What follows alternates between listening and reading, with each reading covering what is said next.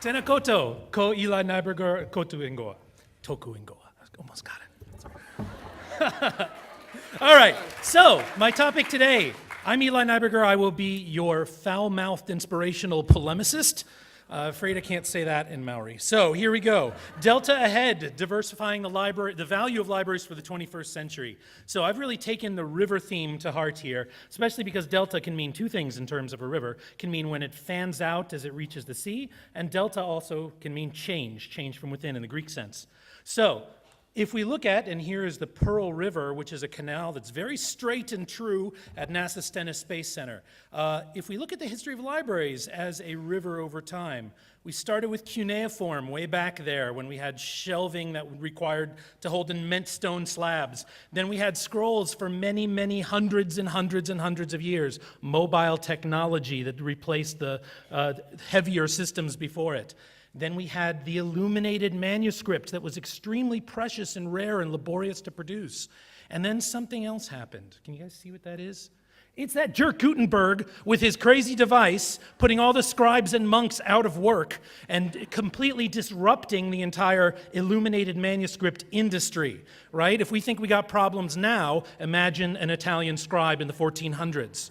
Now, what was most telling about this moment is it the birth of the commercial content industry. Prior to that, you certainly could not have called the illuminated manuscripts commercial. It was something that certainly exchanged money, but it was more like precious gems. They were so valuable, they were not commoditized, they were not commercial. But Gutenberg changed all that with his block printing, and the Gutenberg Bible immediately heralded a bold new age of explosion in knowledge. And of course, what did the scholars think about this? They were pissed. It was the end of all knowledge. They could no longer read all the books that there were. Therefore, there would be no more scholars, no more academy, no more knowledge, and no more learning if you could not read all the books that were in existence.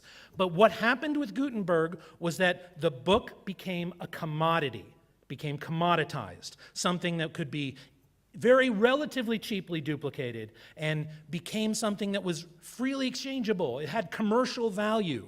Now from there, many hundreds of years later, we saw another series of formats come and go at the library, but these ones were commercial from the very start, and that's recorded music. The first recorded music devices, not the first sheet music, but the first recorded music devices were entirely commercial works.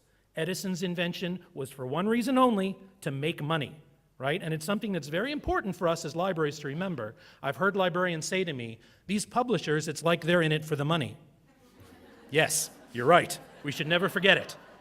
So, starting off with the wax cylinder, and can you even imagine how hard it was for us to maintain collections of wax cylinders? That technology was quickly replaced by the piano roll, which required expensive, elaborate equipment to be able to maintain. Then from there is the first format war, 45s versus 78s, incompatible technology. You had to lock into the platform that you bought. If you invested in a record player that only played 78s, and there were actually legal battles about whether or not there could be a switch to let your record player switch speeds. Because they wanted the platform lock-in. Sound familiar? Bezos would be proud. So then we've got, after the LP and the vinyl record, then we had the cassette tape. It had a long good run of it, and then finally the stuff went digital. Now, many of us lived through many of these format changes, and we've seen them come and go, and it makes us think something about the way that format changes happen, right? We all saw DVD completely eat VHS. Right? VHS disappeared completely. Never mind when VHS beat beta out of existence, right? We also know that if you invest in the wrong end of a technology war, you can get really screwed. If any library bought a collection of HD DVD before Blu-ray finished beating it up, you would have been in a really bad situation because the value of that collection evaporated almost overnight. And then we saw the sad sunset of the LP, right? Such a beautiful thing, so wonderful, now gone forever. Or is it? Now you've got hipsters listening to vinyl records. Look at this guy. Can you? What is his problem? You've got, it's become a style symbol. It's become something very powerful. And now we're in the situation where if you want to make a pony that looks absolutely as cool and hip as possible, you better give him vinyl. This is DJ Pony from My Little Pony Friendship is Magic, playing gigs in Manhattan, Ponyville, and Las Pegasus. I'm not making that up. That's really, anybody else watch the show? It's a great show. All right. Now, imagine if we had held on to our LP collections, or even just parts of them, right? Those of us who did, now you got something that has some real unique value. You've got people in your community who might be excited about your collection of obsolete media the way that they were never excited about anything else at your library. It's a very cautionary tale. Something very important. Now, it doesn't work for everything. LP is kind of an outlier, right? We're never going to see, cuneiform hipsters, right? This isn't going to happen, right? I guess I should be careful when I say that. But again, if we look at the course of libraries over the years, we've seen books come, we've seen them rise, we've seen the commercial thing, and it's important, especially from the public library perspective, to remember the biggest interloper in the book market, fiction.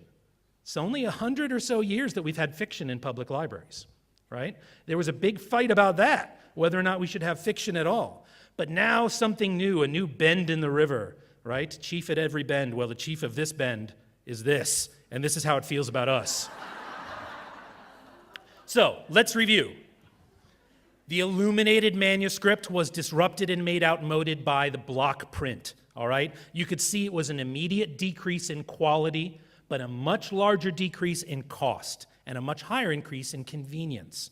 So, of course, we burned all the codexes, and then we moved on to the next format. So then we came the printing press, which replaced block printing, and here's a first edition of Pride and Prejudice. And one thing you can see immediately is how pristine and white the Gutenberg book is, and how yellowed and dirty. This is what happened in between these two things, is the Industrial Revolution. It was just getting started, and things started to matter how much they cost to produce. So, of course, we burned all the Gutenberg Bibles, and then we moved on to Pride and Prejudice. Now, we think that what's happening now with ebooks is the first format shift that print has suffered in our lifetimes. But if you talk to people in the publishing industry, I had a HarperCollins VP say to me once, "Man, you think this is bad? This is nothing compared to the paperback." Because the paperback blew the publishing market wide open. And what happened? An explosion of low-quality content. The bottom fell out of the price market. It was a very disruptive time. And the reason that we have the big six, or the big five, or however many are left, is because of the disruptive moment of the paperback in the 50s that shook up that entire business and made it all messed up. So now, as we burn all the old first editions, now it's very clear what we have with ebooks. It is not pretty for libraries, and we're going to talk a little bit more about that as we go. So, here's an important point that we should all remember about ebooks, and we should never forget it. Ebooks are bullshit, all right? This is the truth. The ebooks are a transitory format. They are only here for a little while. Now, does your library have a collection of these things? This was a transitory format. It only had value for about 4 or 5 years, right? It had this temporary time when you couldn't store data on a CD yet, but your floppies were too small, right? The zip disk. Now, of course, we do not have zip disk hipsters, although we do. We call them digital historians, right? And they are scavenging for zip drives to try to get the stuff off of those. And with the exception of a few other formats that have mostly sentimental value, this is generally the way that things work with transitory formats. They come and they go. The other thing about ebooks that's really important to keep in perspective is the size of the market. We tend to think that this is a bend in the river and we're all going to turn and it's all going to change. Well, I'm going to take this opportunity to take a pot shot at our friends across the Tasman, because they were telling me just last week that they had $20 million in ebook sales. And I said, wow, $20 million, that's quite a lot. I wonder how much sales they had in pet food in that same year. The size of the ebook market in Australia in 2010 was 0.07% of the size of the ebook market. This is not an adoption curve. This is not a format that will eat everything else. Let's look at it back at home for me. This is annual ebook sales growth over the past 3 years. This is just the first quarter, so this is not counting the holidays. This is real ebook. This is not when people are buying ebooks for grandma and grandpa that they never use. This is actual sales after the holidays have passed. And you can see 2009 was a good year, 131% growth, 252% growth in 2010, and that was the peak. In 2013, the growth of ebook sales in the US was only 5% above the previous year. This is not an adoption curve. This is not what adoption curves look like. Well, let's look at Blu-ray. Is that it? No, that's not an adoption curve either. No, it's still starting to fall. You can see Blu-ray again had some very good years, some very good quarters, and now it's falling down because media is becoming uninteresting to the consumer of casual media, of casual content. Now that is an adoption curve. Now it's not exactly apples to apples because this is a use curve as opposed to sales, but unlike media, which is consumed and then rarely viewed again, tablets and smartphones are used over and over and over again. So this is the growth rate of use of tablets and smartphones. That's what an adoption curve looks like. And if you look at e-readers, you won't see this shape. This is an adoption curve. So we've got this ebook and the e-reader, and what problem was this technology invented to solve? Us, libraries.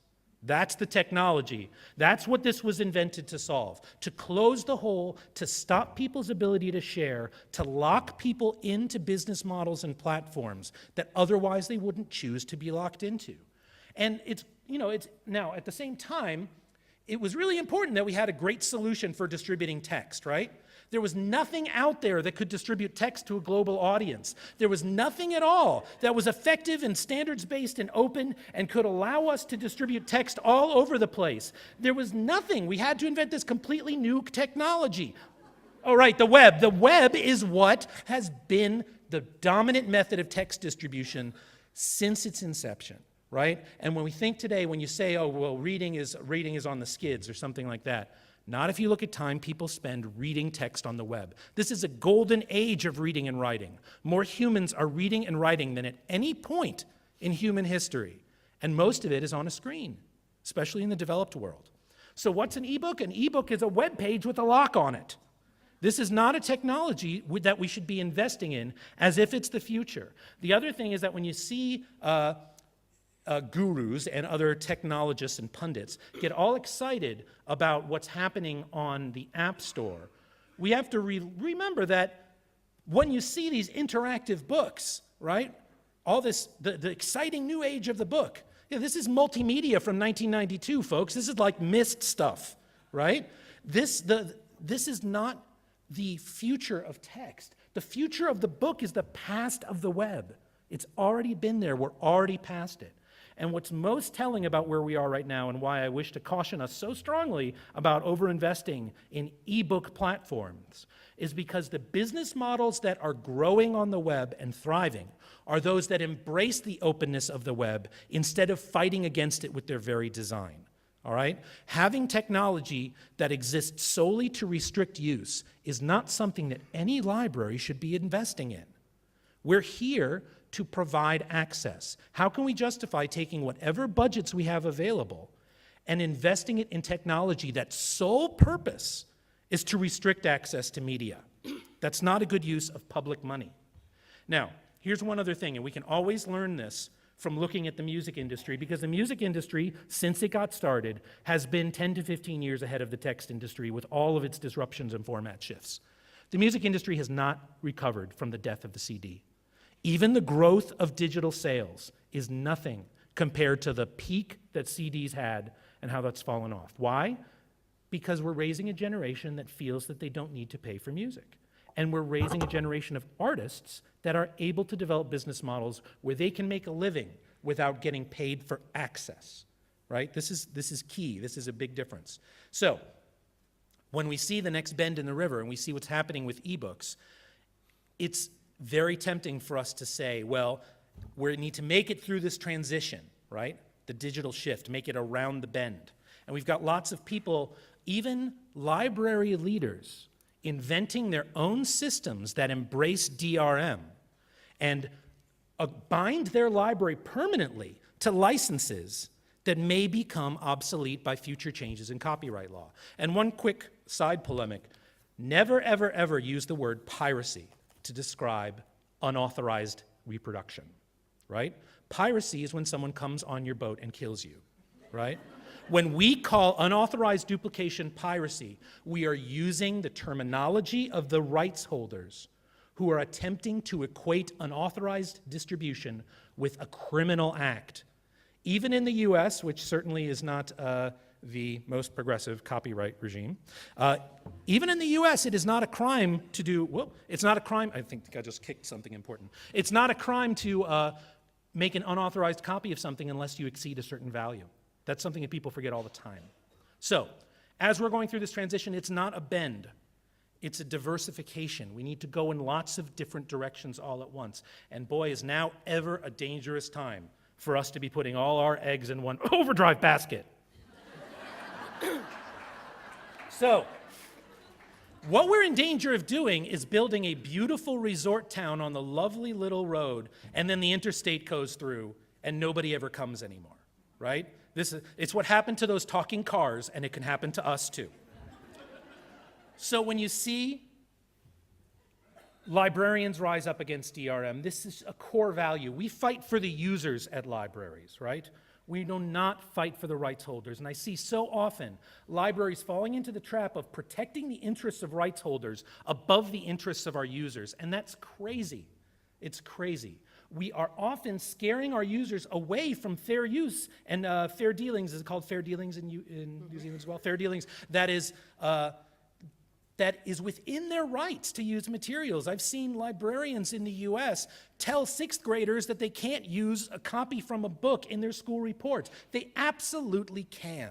They absolutely can. That's what it's for. And as library staff and librarians, we should be the ones fighting the loudest for fair use and fair dealings and the rights that people have in media. So, we have the bend. We're going around the bend of the river. We are coming out to a big sea. We need to not transition, but diversify.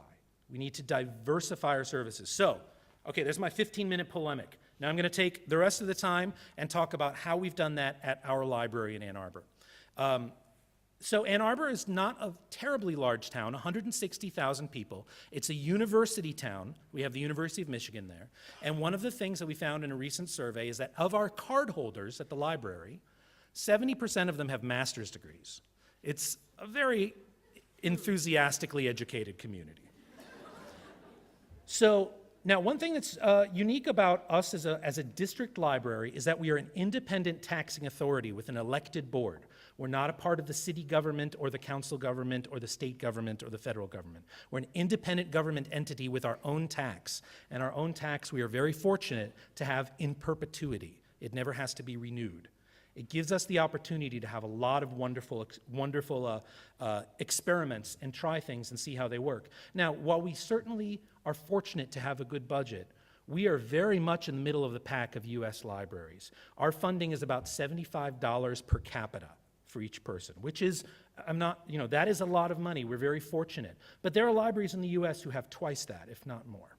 So we're very middle of the pack in how much money we have and the audience that we serve. But we've worked very hard to try to reach as many of our taxpayers as possible and citizens as possible. And one thing that is very important for libraries right now is for us to not fall back and say that we're the libraries where you can get it for free, right? So there's nothing free about the library. And it's very dangerous for us to be saying, keep libraries free. We want libraries to be free. Libraries are not free. Especially, I can say, definitely in America, there's a very strong perception that you get what you pay for. And something that is perceived to be free, especially while there's so much stuff that's going on the web, something that's perceived to be free is of less value than something that you paid for. So we buy our allegiance, we buy our confidence and the support of our people by helping them understand that the library cost them nothing to use because they already paid for it. And more to the point, if they don't have a library card, they threw their money away because they already paid. So they better use it or they're dumb, right? Okay, so let's look at this a little bit specific. Oh, there's one more thing I want to mention. So especially when it comes to free is such a complex idea right now because there's so many services on the web that you perceive to be free, right? Facebook as a big one. Now, I'm going to cite here Blue Beetle's law. This is something that arose out of Metafilter. Blue Beetle's law is, if you're not paying for it, you're not the customer. You're the product being sold. That is very true right now on the web, and especially when you look at Facebook and Instagram and the constant changes to the terms of use, where they put you in a situation where they say, if you post your photo, we will sell it to Pepsi and they can put it on an ad, and you can't stop us, right? And, well, you can, but the checkbox is hidden, and we move it every day. So there's those kinds of opportunities. So let's talk about first diversifying service to provide value to our community. Now, media labs and makerspaces are getting a lot of attention, and for good reason. But I think that it's important not to look at media labs and makerspaces as some new exciting idea in libraries. This is what we've been doing for decades, if not for centuries, right? As long as there have been printers, the library has been the place where you print your shit, right? But just because it's 3D, suddenly everything's different? Especially given the current state of 3D printing. It's a rare situation where a home 3D printer is really going to add a lot of value beyond the gee whiz moment, right? It will be big eventually. It's not there yet. We're back at the piano roll moment in 3D printing, right? It's still very new. So don't feel that that's the only solution. What it is good at is getting people into the building and getting people into the building who wouldn't come in for any other reason. However, the best thing that a makerspace in a library can do over time is move out, because there's a lot of friction between what makes a good makerspace or hackerspace and what makes a good library. For one thing, most hackerspaces are available 24 hours a day. For another thing, most hackerspaces, you can leave your project there and come back to it later. Those are two things that are pretty difficult to handle in a busy public library, especially in an urban setting. So in many cases, the best thing to do is to partner with a makerspace. Use your library's resources to help a local makerspace to flourish and grow up and move out, right? Because that's really the best course for them, because they're much more powerful to us as partners than they are as services. So now another good example of when it really can work in a library is the Hype Teen Center at Detroit Public Library. Now you may have heard about Detroit a little bit lately. Detroit has declared bankruptcy. That's a much more complex story than we have time for it here today. But the reality is that there's some really great things going on in Detroit. And Detroit will outcool Portland at the end, I'm sure of it. So one of the things that happens at Detroit is they have this Hype Teen Center, and it is a makerspace, but it's kind of a makerspace with training wheels. It's there to help kids who basically everywhere they turn are told only what they cannot do, discover what they can do, and get connected to all the amazing organizations in the area that are growing up and doing this outside the library. So it's a great place to bring kids into the movement and funnel them onward to other places where they can find out more about it. So Hype Teen Center is a really amazing project. You can take a look at it. Steve Thierry is the director of that service, and he's just done amazing stuff with some kids who have really tough lives. So another example, and this is something that we've done in our library, is this is a product we call Picture Ann Arbor, which is basically like Flickr Ann Arbor, all right? This is just Flickr. The only difference is we will be here long after Flickr is gone. And that's really important to remember, right? You get kids today saying Facebook is forever, and it's like, well, your images on Facebook may be around forever, but Facebook is not forever. It's not going to be around forever. And Flickr isn't going to be around forever. That seems more true every day, right? But libraries have an opportunity to preserve this stuff for the future. Again, Blue Beetle's law. You're not paying for Flickr. You're not the customer. But at libraries, you did pay for it. So we can take your resources and provide permanent storage and keep things available for as long as we can. We have a construct we like to talk about on my staff team meetings. We call him Bob327, and he is a fictional network administrator in a post-apocalyptic future. And what we're trying to do with every technical decision is decide structures that he will be able to implement and get back online as he's dodging the killer zombie robots and hiding behind burned out cars, right? So we have to design things with his future in mind. So that, and it's really about disaster recovery. That means not putting priceless photos inside your library automation system where they will disappear forever, right? Keeping them in open source, open format. You know, it's not like the problem of distributing files on the web is something that requires an elaborate technical solution. We have a wonderful solution to that. It's called a web server. And it is so routine and unexciting at this point. But it's an amazing thing. It's a box, and you plug it into the wall, and it can give something to anyone, anywhere else in the world, so long as they're connected. So that's an amazing opportunity. So we established this service, and one of the best things about it is that this isn't just photos from all over the place. This is photos from our town, and they're voted on and rated by members of our community. And people are going in there and saying, oh, I know that person from that historical photo. People are adding their content. It's an amazing opportunity, and we're in it for the long haul. You know, we hope that this content will be available online, not in 5 years, not in 50 years, but in 500 years. You know, it's pretty crazy to imagine, but we think that the space people who come to visit our website will be able to access it. Another good example is our old news project. So in 2008, our newspaper in Ann Arbor was closed. They sold the building, they laid off all the employees, they started a terrible blog called annarbor.com, which they've since closed, and they needed a place to get rid of their archives, right? So we were able to negotiate a deal with them to take possession of their clippings files and their photographic morgue, about 2 million objects all told.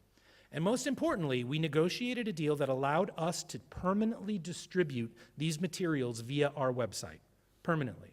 They don't belong to us. This was not a transfer of copyright.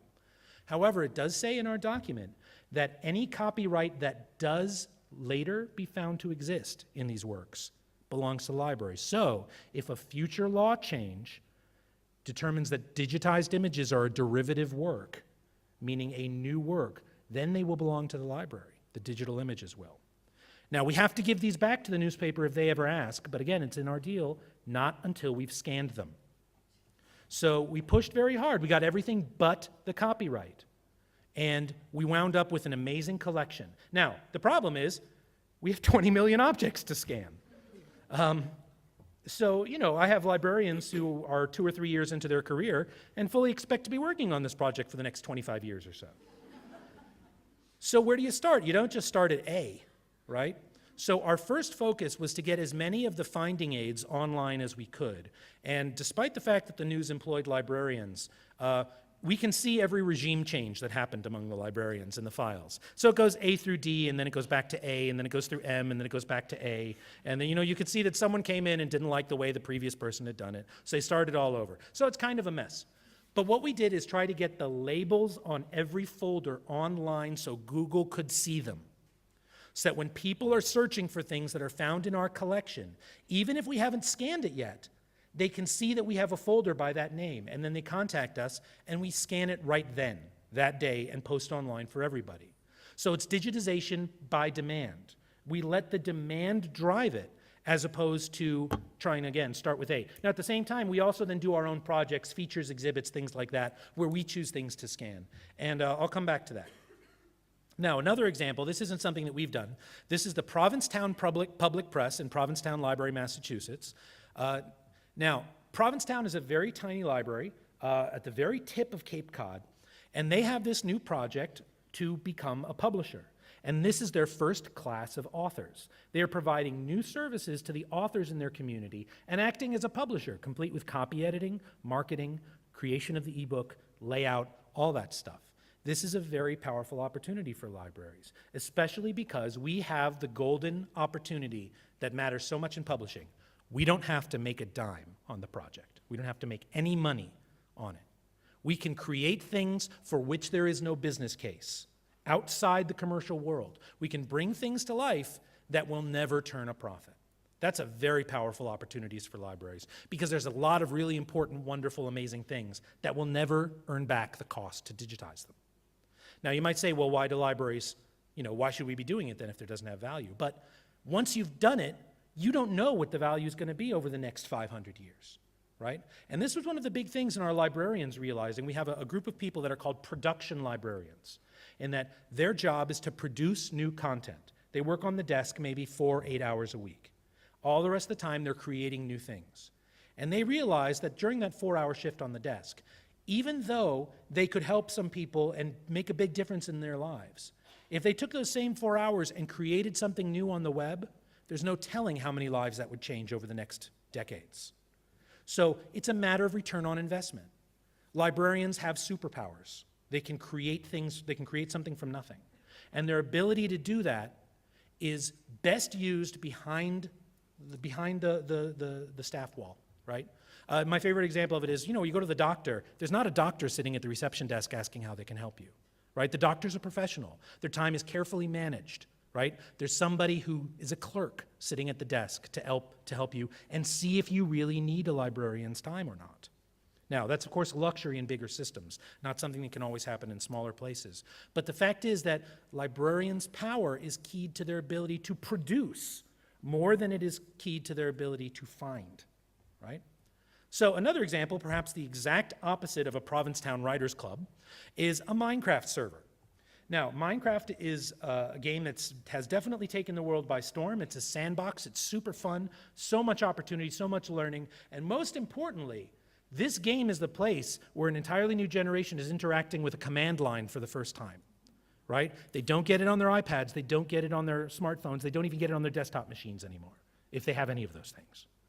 But Minecraft is something that forces kids to interact with a command line and build a world to their liking. So what we did is we created a Minecraft server, and we loaded it with the Google map of our town. And then we said, okay guys, have at it. So our players have been building a model of Ann Arbor. And it's really cool, and it's not just kids. There are guys in their 40s who are sinking 20 hours a week into this thing, let me tell you. And what's great about this is that the kids and adults haven't necessarily had the experience before of interacting with a professionally moderated Minecraft server. Because out there in Minecraft world, it's the Wild West, right? Things are really crazy if you just go to some random server IP address. In fact, that's one of the things that blows their mind the most when they interact with the library. They say, you guys have a Minecraft server? Where is your Minecraft server? Give me the IP address. And I say, no, it's minecraft.aadl.org. It's not an IP address. All they know is servers that are at IP addresses and specific ports because they're all cloud-hosted stuff. For them to see that their library could make it a Minecraft server that you can get to by name, it's like magic. There's wizards at the library doing these things. Yes, we know the magic of DNS. It's very mysterious. So, another interesting thing is that they're not accustomed, again, to professional moderation. We had some kids, we had one kid who was putting swastikas on our model of the federal building, okay? He's entitled to his opinion, but it's kind of a problematic thing to have in there. So we would roll back his graffiti, because we use a module called logblock that basically tracks all the changes. And I contacted him in the in-world. You know, my mighty avatar flew up to him and said, "Child, we've caught you. Cease with the swastikas or we will ban you forever." And you know what he said? It wasn't me. And I said, "We have the logs. It was you." You know, they had never encountered adults who knew what they were doing online before. That's a transformative moment for that to happen through the library. So I'll come back to Minecraft later. Another big thing is to diversify collections. If our collections of commercial items are going to lose a lot of their value as the highway drives past Radiator Springs and disintermediates us from that business, we have these amazing infrastructures for storing and circulating physical objects. So let's use them to store and circulate physical objects that people actually need. Right? So we circulate all kinds of weird stuff. Telescopes was the first thing that we started doing. It's been huge. This is a shot from one of our star parties, which was an event to launch our telescope collection. You know, they're not inexpensive, but they're a hell of a lot cheaper than a subscription database, and they're used a lot more, right? It's not a very complex calculation. And it reaches people who don't use the library, as opposed to being impenetrable to people except for experienced library users. But we've also done a lot of stuff with our music tools collection, which was one of those projects that grew out of a grant that we did not get. And we were very happy not to get the grant, because then we could take it in our own direction. So we have all these electronic and acoustic musical instruments that people can check out. They check out for 1 week. There's no requests, no renewals. So there's kind of serendipity about it. You got to go see what's on the shelf and see if you get lucky with it. There's a lot of great things, because we can get people things instead of things that are everywhere. You know, any piece of media that's in demand is essentially everywhere. It's flying through our heads right now, right? But physical objects are still scarce and they're still rare, especially if you get things that aren't even available at retail anywhere. This is a pianocade, an electronic musical instrument that uses arcade parts as it sounds and makes video game style music. So we got 2 of these and it's been very successful. It's super fun. You can't get them anywhere else. We bought them on Kickstarter. They're not available. So it's something unique. You can't get it anywhere else. Another good example, we circulate a theremin. It's a very, you guys familiar with it? It makes a woo, like at the beginning of Star Trek. The great thing about theremin is that anyone can make a noise with it. It takes no time to make a sound and a lifetime to master it. And the kids especially enjoy it because you can play it with your butt. Going out from there, we've had a number of other products that we've added. We started doing what we call home tools and adding meters that basically the sweet spot is things that you don't need for very long, things that you don't need very often, and things that are more expensive than an impulse purchase. We probably will never circulate a screwdriver, right? It's just too cheap to get your own screwdriver. It's below the impulse threshold, right? But an indoor air quality meter, you want to know what carbon dioxide level there is in your kid's bedroom? That's something that you might only need once or twice, right? Or we have these wireless energy meters that was actually sponsored by Google. There's a Google office in Ann Arbor, and they said it was really refreshing working with them because they said, can we buy you something? And we said, sure. They said, what do you want? I said, well, we like these energy meters. They arrived the next day. It was a very nice and pleasant. Funders don't usually work that way, right? But then also thermal leak detectors. It gets very cold in Ann Arbor. So when it gets to winter season, it's very helpful to have a little device to help you identify the leaks around the windows in your house. So these are products that add a lot of value to people's lives that they only need for a short time and that they can't get anywhere else without spending real money. Also along those lines, we are circulating a human skeleton in a body bag. His name is Stan. We did not name him that. Apparently all classroom skeletons are named Stan because they're all a cast of one guy and his name was Stan.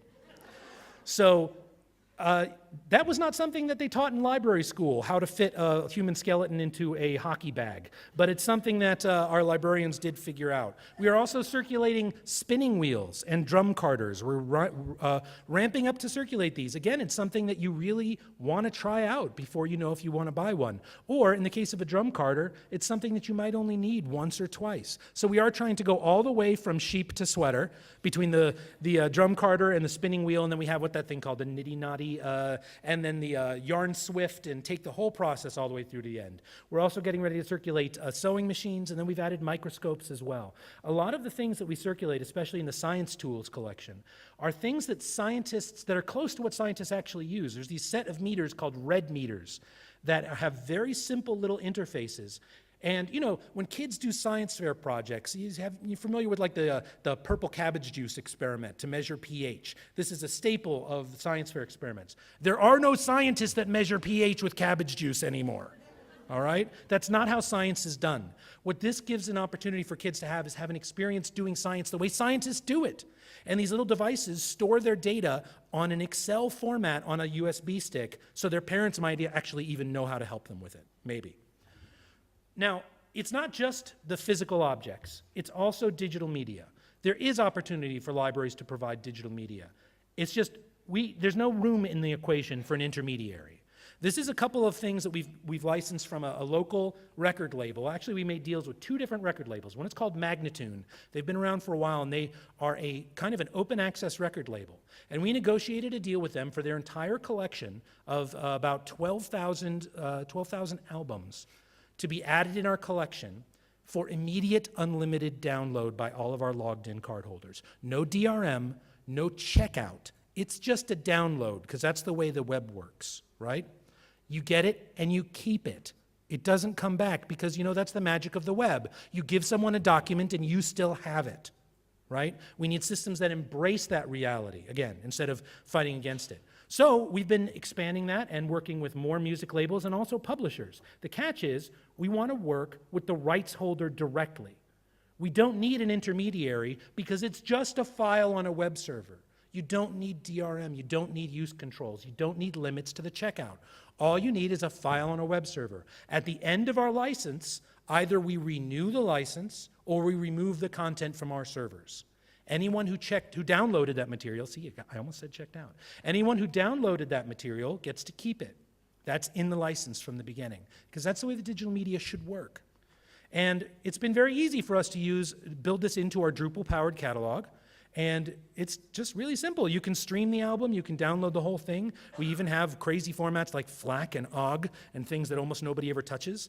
But it's very easy to be there because, of course, what's the reality of collection development online? Infinite shelf, right? You never have to decide what you have room for ever again. So, next up, diversify production. All right, so I talked about production librarians and about how important it is for libraries to create things that would never turn a profit or be commercially successful. So this is a podcast, actually a video podcast we produce every other week. It's called Comics Are Great, and it's a local teaching artist who basically interviews other comic artists about their craft. And we do it in our little podcasting studio, and they broadcast it live when it's on, and then we record it and post it later. And it's been a really great thing. It's become a focal point for the comics enthusiast and comics creator audience in Ann Arbor. We also have another video podcast that we've done a couple episodes of called Tinker Hub, which is a maker movement podcast, again, in partnership with our local makerspace, where we get a librarian who's into this stuff, that's Terrence O'Neill, librarian, and one of the staff from the makerspace together to talk about what's going on in that. But, you know, that's sort of for one audience, and an audience we don't typically reach at libraries. But libraries also have an opportunity to produce some really amazing content if we just take it seriously. So this is a project we did in partnership with the African American Cultural History Museum in Ann Arbor. And we basically produced this series of oral histories, and we posted the entire interview online in its entirety with librarian quality metadata, not YouTube quality metadata, but librarian quality metadata, including we have every interview transcribed completely, and you can look through the transcription. This is on the page, so Google's got all this stuff in its index too. And you can click on any line and it jumps right to that point in the video. It's very easy if you have the right technology. And seriously, this thing, we made a media node basically for Drupal. Our Drupal developer, we told them what the specs were, and the Drupal developer is a staff person at the library. We said, here's what we needed to do, and a week later, there we had it, right? Once you climb the ruthless learning curve of Drupal, which is paved with corpses, you can do some amazing things. Another part of diversifying production, I talked a little bit about our newspaper archive. So we also do a lot of work creating what we call features, where we either commission a local historian to write an article, and actually, literally, some of these historians used to write articles for the newspaper. There's nobody to pay them to write the articles anymore, so they're not writing. So the library has stepped in, and we are commissioning new works of history to be written by local historians because the funders that used to do it have disappeared. It's not a lot of money, but it's something that creates permanent value that's good for a long time. So between indexing of our photos and partnerships with other organizations, for example, you can see up there at the top left, more photographs at UMS. UMS is the University Musical Society, who's been doing concerts since the 1880s in Ann Arbor. And we have every one of their programs lined up and digitized online, all of it. And we get inquiries sometimes from someone who's, we had somebody who was a scholar studying Enrico Caruso and wanted to know more about the details, and we had the best data of an Enrico Caruso performance that she could find anywhere. That's a great opportunity. Now, the opposite end of that, Ann Arbor has a somewhat radical past. There was a big story in the 70s of this guy, John Sinclair, who got sent away for 10 years for selling 2 joints to an undercover officer. And he became a cause celeb, and all the young people rallied around him. And then while he was in jail, he got a call from John Lennon and Yoko Ono, who wanted to come do a concert in support of him at Chrysler Arena, which was then the brand new basketball arena at the University of Michigan. And you can imagine how the university administration felt about that event happening. But it did happen, and Stevie Wonder played at that concert. All kinds of huge legends. Abby Hoffman was there. It was an amazing, amazing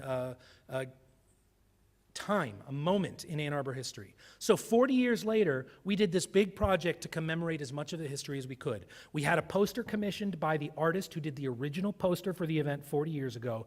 This was probably his last professional act. And then we interviewed as many of the people as we could get to town as possible. We had a big event, and we also digitized a bunch of the stuff that was in the university library related to this, including the tape where John and Yoko called him to congratulate him being released from prison immediately after the rally. That's a crazy tape. They keep saying far out all the time. So this project, there is nobody who would be more interested in this than us, but our community is insanely interested in it. And it was a great way to establish. This is why you have a library. This is why libraries are essential. Because if it wasn't for us putting our efforts into this, it would not happen. Another good example, we've been producing video game tournaments at our library since 2004. We record a lot of them and make them events that you can watch online.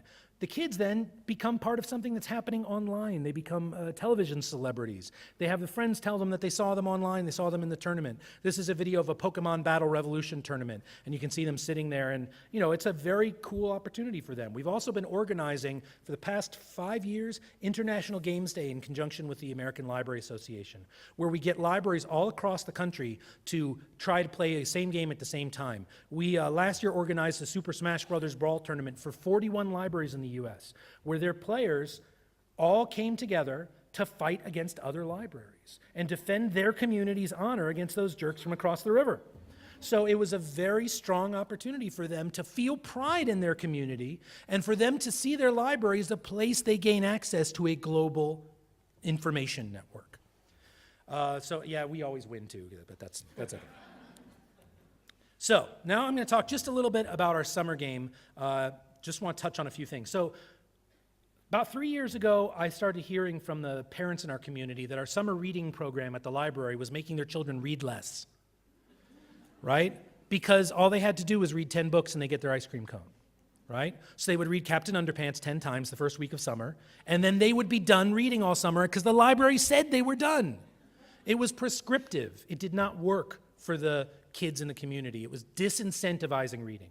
So we basically took the word reading out of our summer reading game. It's now just the summer game. What happened? Everybody read a lot more because we were no longer being prescriptive about it. And it was open-ended. You get points for every page you read, no matter how many pages you read.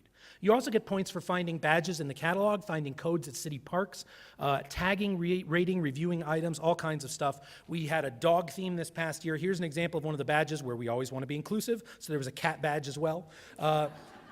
So that was the Star Giver badge, which you get for adding a star rating, clicking 1 through 5 stars, for at least one item in the AADL catalog. That would get you 100 summer game points, and you can see 1,000 players earned that badge this past summer.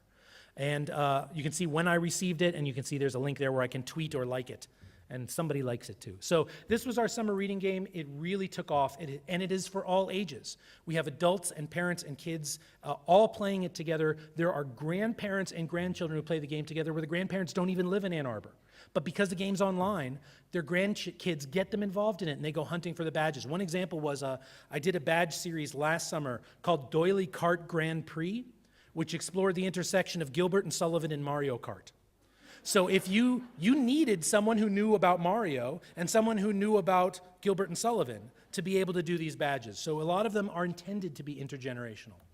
Then built upon that infrastructure, again, a Drupal module, and all of our code is on our GitHub page for geeks in the room. We built a module called OMatic Clickatron, which basically is how we harness our patrons to do work for us for free. So that starts off with moderating. Because we give points for reviews, we get a lot of reviews. And some of them just say awesome. Now you don't know if that awesome is a jaded 14-year-old writing awesome on 86 items an hour, because we have those guys, or if it's a 6-year-old making their very first post to the World Wide Web ever and doing it at the library. So we developed this to moderate those reviews, not whether they're we delete the ones that are really bad. This is mostly, is this helpful or not helpful, right? The other piece about it is they get all these points for all these activities. They then can spend them in an online shop for library swag, library bags and hats and water bottles, all of that provided by our Friends of the Library group, so we're not spending tax money directly on the prizes. One of the things the parents say to me is that this was my kid's first online shopping experience, and it wasn't with Amazon, it was with the library, with money they earned. With currency they earned. The library was the place where they turned their knowledge into currency and turned their currency into objects that they needed. That's a powerful experience for them. Here's another quick example. This is because we have this huge photo archive. A lot of the photos have no metadata with them at all, so we post them up and ask people to write words. This is a good example that we saw. Somebody tagged this building demolished because that building isn't there anymore. It's a very helpful tag. Another quick example is we do OCR correction. We just serve up little boxes. Again, this was just the spec that we do our digitization on. We get the bounding box in XML for every word on every page. So then we then use that to get people to correct them. And we only posted one issue, and every word has been corrected about 10 times already. So we've got really high quality data. Another good example, this is something we just did last week. We had an Oculus Rift hackathon. Oculus Rift is like the dream of the 90s, virtual reality, it's back again. You strap it on your face and you're the lawnmower man. So one of the things that's really exciting about this is that we brought together the local developers. We gave them each an Oculus Rift for the weekend, and they had 40 hours to make a playable game using the virtual reality headset. And we got 3 games that were pretty good. They were very fun to play. We got prizes donated by NVIDIA, the card manufacturer, and Oculus themselves, the manufacturer of the device, judged and awarded a prize to their favorite demo created in this. Again, and then we took the games that they made and we had a public event where members of the public could come try them and cast their vote for which one they liked the most. So it wasn't just about the developers, it wasn't just about the geeks, it was about people of all ages and types within the building. Okay. A few months ago, we had a team of Germans that came to the U.S. as a visit on the State Department, brought them to the U.S., and they came to play us in video games.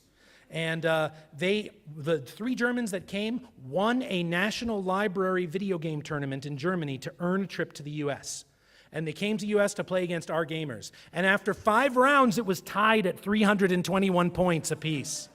It was very intense. So I had them play this game called Johann, Sebastian, Joust, which is another thing I picked up on Kickstarter. It's a crazy game which is basically kind of pushing. So here's a quick video of it. So the object is to disturb the other player's controller so that they lose one of their lives. The Germans are on the left, the Americans are on the right. So you can see that this is a very different experience. And at the library, we bring Germans and Americans together and make them push each other. Just another quick example. This past summer, we did Angry Birds live action. We rented a gymnasium. We had crafts. We had summer game codes all over the place. We had 450 kids turn up for this. Now you say, what is it, renting a gymnasium, balloons and slingshots? What this got to do with the library? This is how they engage with content. Angry Birds is one of the most significant pieces of content in your average elementary schooler's lives, right? It's a very big deal for them. And for them to have an opportunity to experience it in a new way through the library and have fun and do crafts and engage with the library is a very powerful and fun opportunity.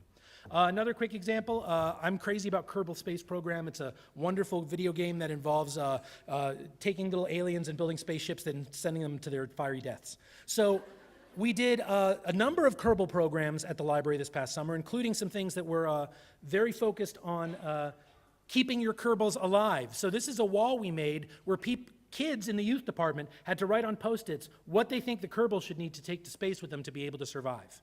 So things like air and water and a place to go poo was one of the things that was on there.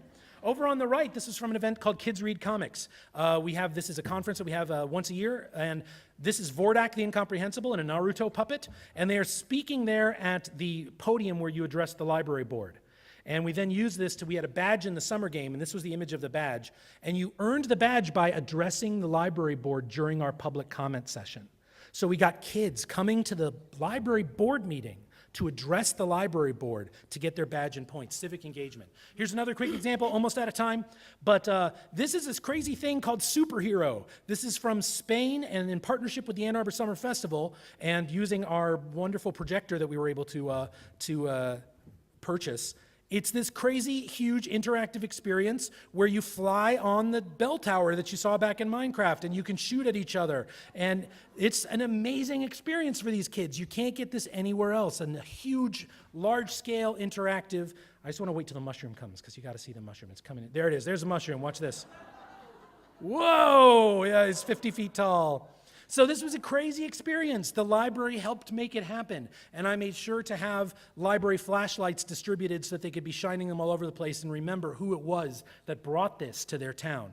Another quick example, Star Wars Reads Day is kind of a commercial thing that we've been doing in Ann Arbor in the U.S. for a couple years. It's sponsored by the book people, but we have a photo booth at ours, and if you can see Darth Vader there, it's actually my network administrator that's under other duties as assigned. So he was there in the costume because the 501st, which are the professional stormtroopers, were already booked with Barnes & Noble, the bookstore. So, just real quick, diversify the experience. Here's someone walking out of the library with cases and cases of electronics. Here's kids, you can see them looking at kids in Cincinnati who they're playing against on Mario Kart. These aren't experiences they can get anywhere else. When we started our Minecraft server, the first thing they did was build the library. The second thing they did was fill it with shark tanks and roller coasters.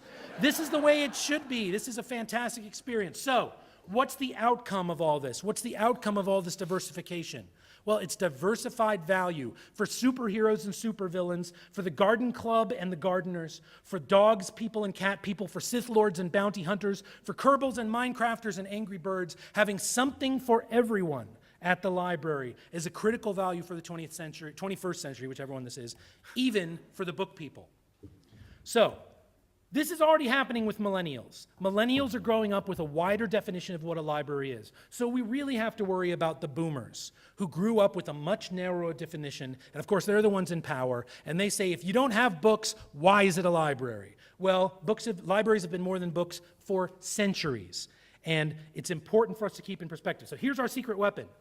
Libraries of all types need to look outside the commercial world to provide value, not within it. Because libraries are outside commercial value. We cannot buy our way out of the 21st century. We have to invent our way out of the 21st century. And when you see that bend in the river, we have to make sure we don't camp there, because there might be a delta right up ahead where we can explode into an amazing opportunity and value to our communities we've never seen before. And finally, when you see something that looks a little familiar and you're not quite sure what it is, sometimes it's just a matter of perspective. And this is a shot from Shuttle Mission 116 over the South Island. So, thank you for listening. Good luck to all of you. And we have 5 minutes for questions.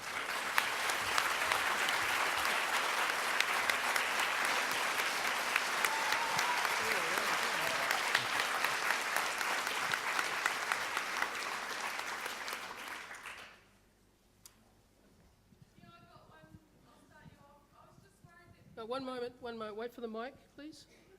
It's coming. What about when sewing machines break and people steal your microscopes? That's right. It's just like when people crap in a book and return it full of boogers or worse things. Circulating is messy. Now, one thing that we decided to do from the beginning of the project is that we charge for loss but not for damage. If they lose it, it's on them. If they break it, it's on us for circulating something so fragile in the first place. And you know what? It hasn't been a big deal yet, knock on wood. But I mean, we had somebody sat on a bagpipe trainer that broke in half. And we had one somewhat messy incident with an automaton, which is this crazy little musical instrument. But mostly it's been pretty great. It's a good question. Okay. Got one more over here. Thank you, Eli. As a 35-year-old with over 500 hours of Minecraft experience, so I liked your presentation. But you talked about the Minecraft server and getting the community to create it. I sort of see a vision where you're talking about librarians producing material and stuff like that. But how do you feel more about the community producing material and then we become archivists? Yeah, that's a great question, and I think that it's really. David Lankus, who's a professor at the Syracuse School of Information, has a great mission for librarianship. And he says that the mission of librarians is to facilitate knowledge creation in their communities. And I think that's a really good way of distilling it. Because on the Minecraft server, for example, kids are building and adults are building all the buildings. But we laid down the map that made it possible.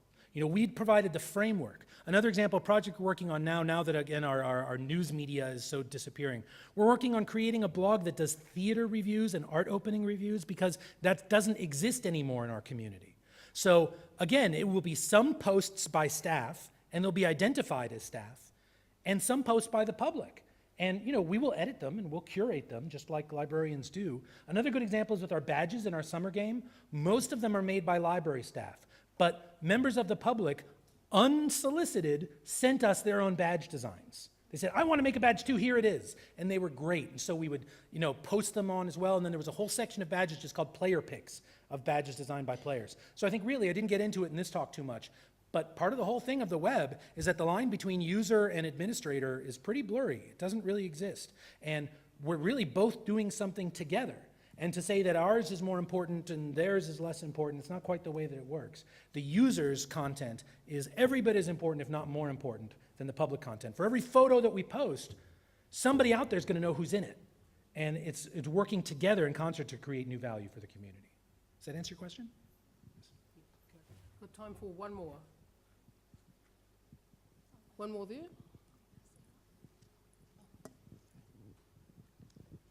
Thank you, Eli, that was fantastic. I teach in the library school at Victoria. How do we manage to teach our students to come up with that kind of thing? Well, we could stop teaching Mark, for one thing. I will tell the person who teaches the cataloging course. But it's not really zero-sum. I think really the issue is that for, there was a long time that the lesson was, we are the gatekeepers, Yeah. we are the curators, right? And while there's still an element of that, it's more that we are participating with them. Yeah. And I think that, we have a number of interns from the University of Michigan Library School come and work with us. And I don't let them do any of the librarian stuff, right? Because they can get that in their coursework. We focus on them having the experience of doing public engagement with audiences that are outside their area of expertise. And I think one of the best messages for librarians is, for your enthusiasm, chase your enthusiasm and find a way to share your enthusiasm with your community, because that will always be better than someone who hates mysteries whose job it is to buy all the mysteries, right? So I think that it really comes down to a matter of, in some ways they're seeing the entrepreneurial culture. In many ways, I know at U of M School of Information, very few of them go on to libraries. Most of them go on to startups, so Right. even the graduates coming out of there. So in many cases, the ones, here's one trick I use. If I'm having a job interview with a fresh librarian, I say, why do you want to work in a library? And they say, I love books. I say, thanks for coming. The interview is over. We got the book people. So I think in general, in terms of the coursework, it should be about a model of rapid innovation and, most importantly, iteration.